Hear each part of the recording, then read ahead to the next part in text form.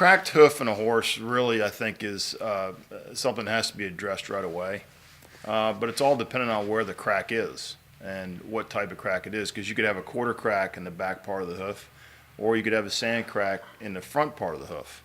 And it's important to know exactly where it is and work with your blacksmith or your veterinarian to determine what the next step would be.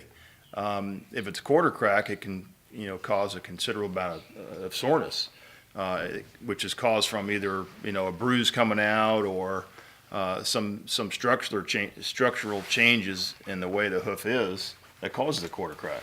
Well, I mean, typically a quarter crack most of the times, quarter cracks are created by the blacksmith or an imbalance that's chronic. And the only reason the crack's there is because it's a deep bruise where there's a wall separation and it finally has to find a place to break open.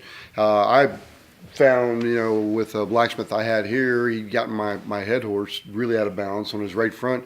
One day doing my normal routine, I looked down and he's got a blood line, going down the wall, and I push on the coronary band above it, it's sore, and as it turns out, he's got a quarter crack. And then, of course, we took care of it and we floated his heel. We got his foot balanced up and everything is fine and good to go from there. But without that particular, problem being recognized, he would have been lame, because actually when we were working on it topically before we laced up the quarter crack and got it fixed, he was lame on it. So it can be, performance hindering. If you find a crack in your horse's hoof, it's important to probably first get with your blacksmith and or your veterinarian, and it's important to determine if the horse is sore due to this crack, and if it is, address it right away.